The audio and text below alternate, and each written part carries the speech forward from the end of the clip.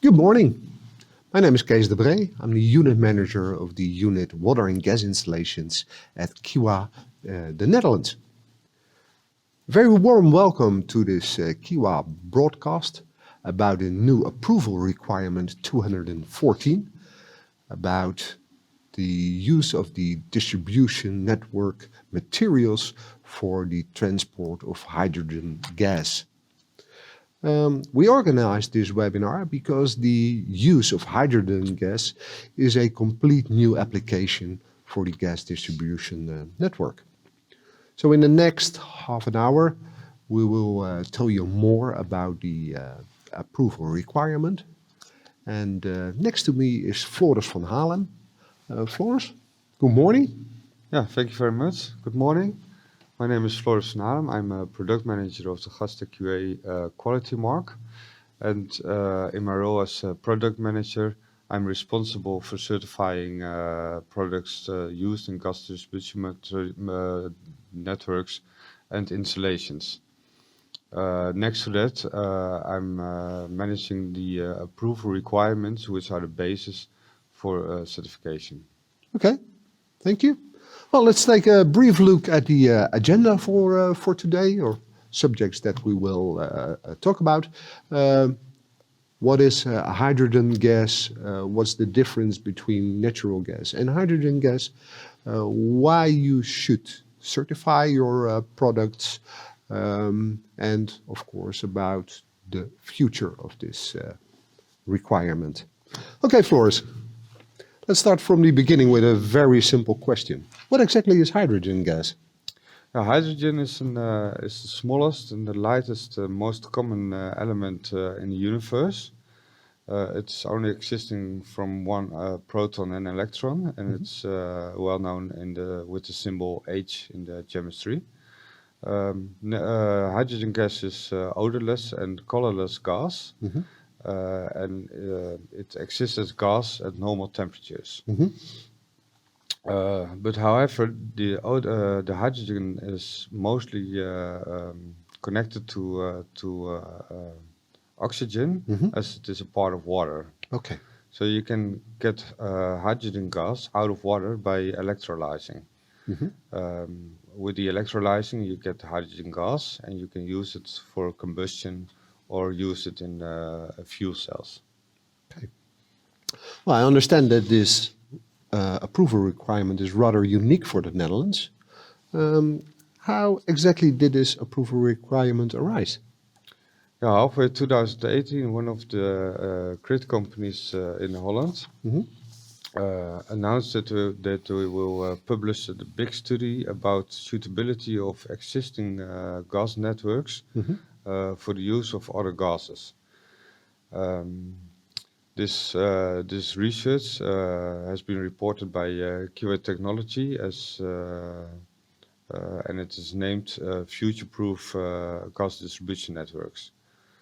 So because of this report, our board of experts has asked us to make an approval requirement for hydrogen gas. So manufacturers could prove that their materials and products are suitable for this hydrogen gas. Okay.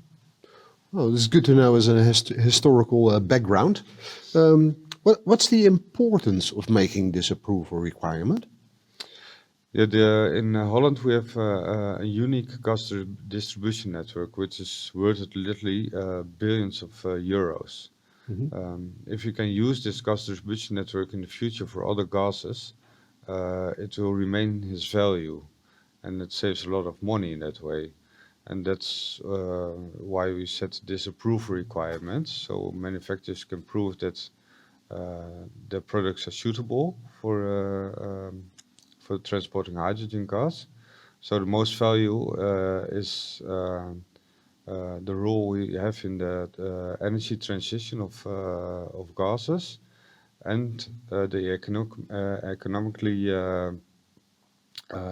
part that we can save a lot of money by using the existing gas distribution network. Okay, I understand that. I hear that you were talking about the distribution of other gases. But the title is very explicit about the use of the distribution network for hydrogen gas. Yeah. How is that? Yeah, the Kiwa report mentioned biogases as well as hydrogen gases. Um, but for hydrogen gases, it's much easier to apply in a new approval requirement. For biogases, you have to do a lot more investigation and research um, to make an approved requirement Okay. for the use of that. Okay. That will be the future. Yes. Okay. Yeah. Okay, good. The approval requirement is also very explicit about the user. It's the distribution network. Why not approval requirement about the installation network in the buildings itself?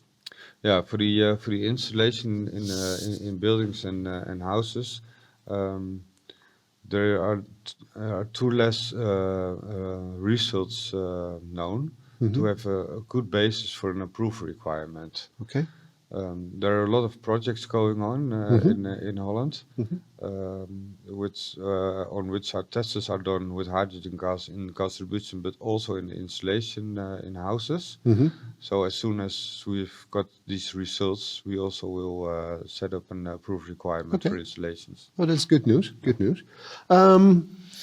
Tell me a little bit more about the differences between hydrogen gas and natural gas. Yeah, hydrogen gas is like natural gas, very flammable. You can use it for combustion.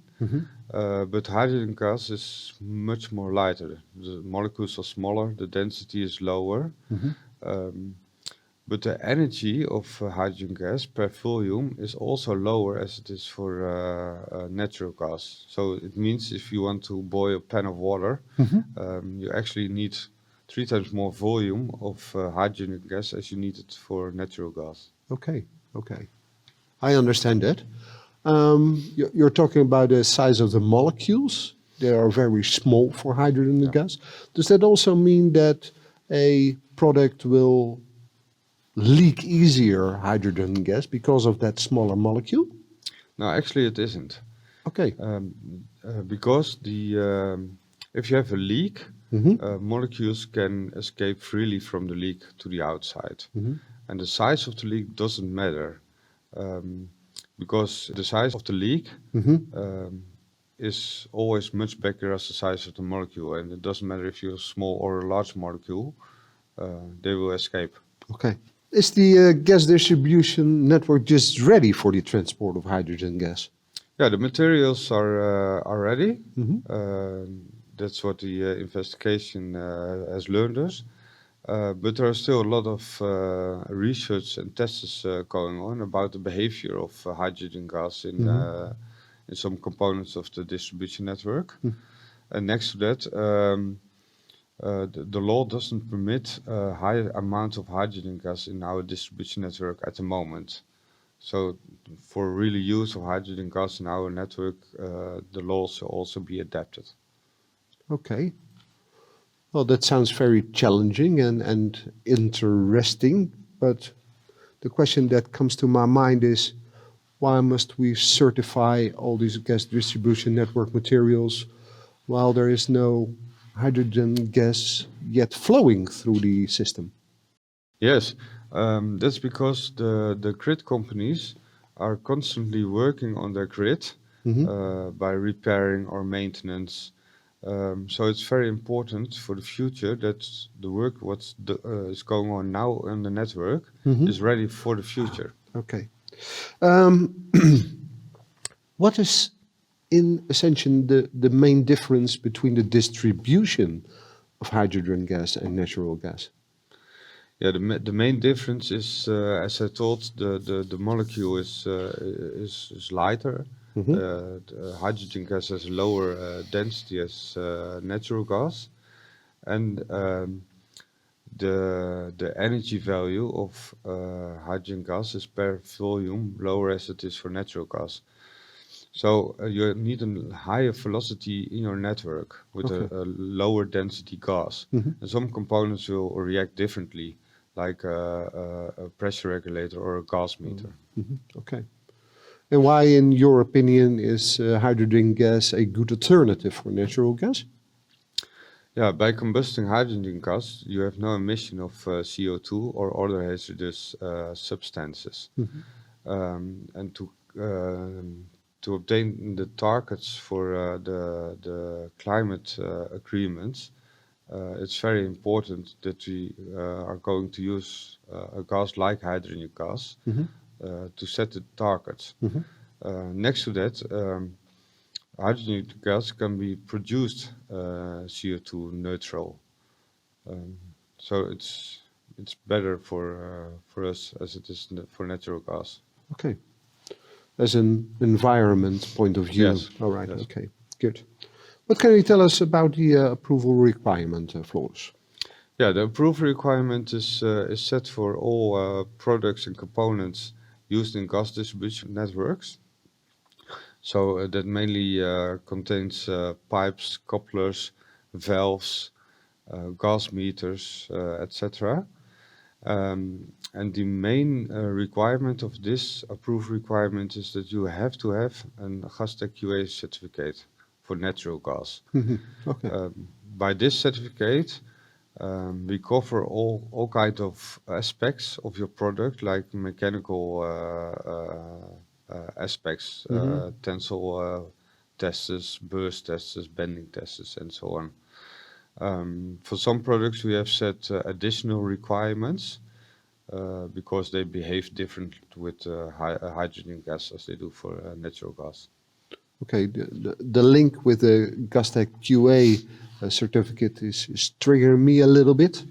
For example, I'm a manufacturer of a gas distribution part, and it is well, I adapt it to make it suitable for the transport of hydrogen.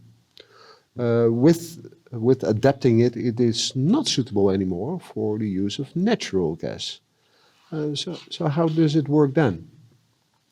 Yes, if you adapt your products in such a manner that it's not suitable for natural gas anymore, so you cannot obtain a Gastech QA certificate, but it can be used for hydrogen gas, then we have to set up a new approval requirement for these products. Okay. In the new approval requirement, we will then also set the mechanical requirements and the additional requirements as they are now in approval requirement 214.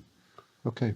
You were also talking about some additional tests for some products which already have the Gastech QA certificate. Yes. What can you tell us about that? Yeah, the additional tests are for the long-term behavior with hydrogen gas and the functionality with hydrogen gas. Because we know some products will react differently because of the difference in the gases. So these additional tests are mostly for leak tightness, flow rates in components, and the long-term behavior, just like when you open and close a valve for 10,000 times with hydrogen gas. After the cyclus, is the valve still have the same behavior as it was before. Okay, I understand that. Do you apply these additional tests for all products? No, we haven't set additional tests for pipes and components that should be 100% leak tight in the current Gastech QA certification. Okay. Okay.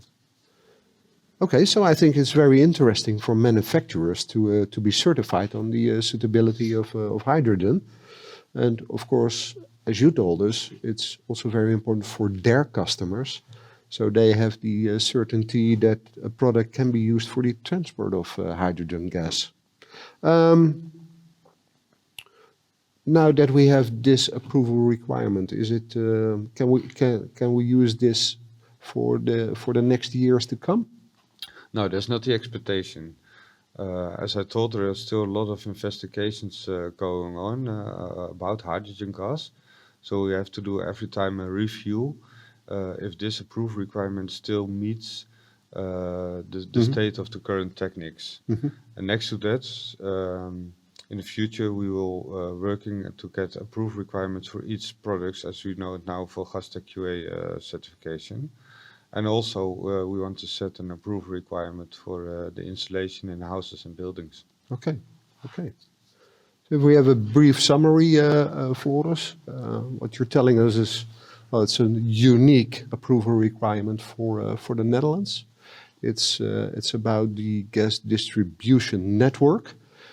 So only on distribution materials. What you think and what you expect is that for the installation, a new approval requirement will follow in the, well, let's say coming months or something like that. It's very important for both manufacturers and the customers of our manufacturers, this new approval requirement. Well, I can imagine that people who are viewing this broadcast, that they are very interested and want to have more information about this approval requirement. How can they obtain that extra information, Floris? Yeah, you can contact us by email. Use the email address nl.gastaqa@kiwa.nl. But you also can find us on the Kiwa website. Okay. Well, thank you very much, Floris, for your You're welcome. clear explanation. Well, thank you for watching this broadcast, and I hope we'll have give you enough information about our new approval 214. Thank you for watching, and see you next time. Bye. Bye. Thank you.